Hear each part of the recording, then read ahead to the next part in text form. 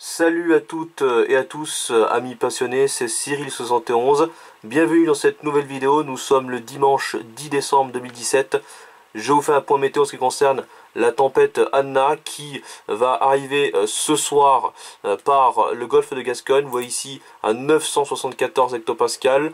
Elle va se creuser rapidement dans la nuit en se dirigeant du côté de la Vendée avec une pression atmosphérique de 968 hectopascales. Et dans la matinée de demain, elle continuera à se creuser 967 hectopascales à 7 heures.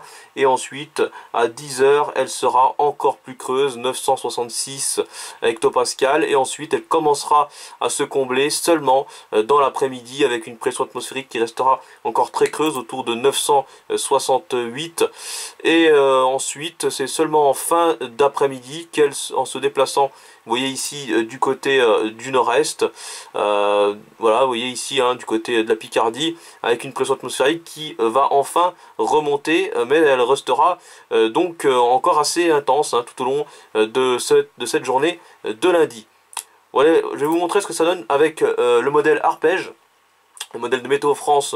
Pour ce qui concerne les vents attendus, ça s'annonce très puissant. Sur la côte aquitaine notamment, et surtout la partie nord de l'Aquitaine, également les côtes du côté du sud de la région Poitou, on attend des rafales en début de matinée de demain, entre 120 et 140 km/h possibles. Et ensuite, ça rentrera dans les terres en cours de matinée avec des rafales autour de 120 km/h. Vous voyez sur cette partie-là, donc à l'intérieur des terres. Donc ça va souffler très fort. Et ensuite, en cours de matinée, cette tempête se déplacera à l'intérieur des terres sur toute la région centre-ouest. Donc vous voyez ici le nord du Limousin, le sud de la région centre, avec des rafales entre 100 et 110 km/h. Et cette tempête va continuer, se déplacer en direction de l'est en cours de journée. Vous voyez, à la mi-journée, elle se concernera toute la partie centrale de la France. Ça commencera à se calmer pour la côte ouest, pour les côtes ouest, et également pour le Poitou. Mais vous voyez, ça se renforcera par contre en direction de la Bourgogne et en direction également des Ardennes en fin d'après-midi. Mais ça commencera tout de même à se calmer puisque la dépression devrait se combler.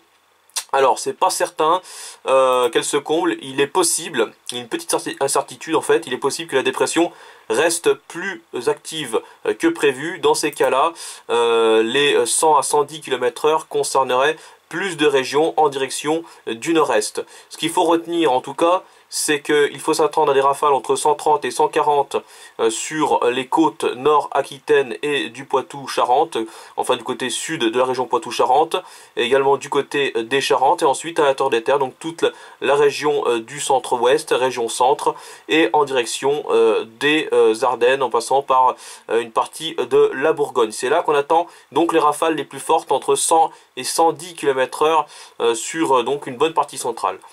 Voilà, donc j'espère que cette vidéo vous aura plu. Prudence si vous êtes concerné par cette tempête. Il ne reste plus qu'à suivre la situation en direct.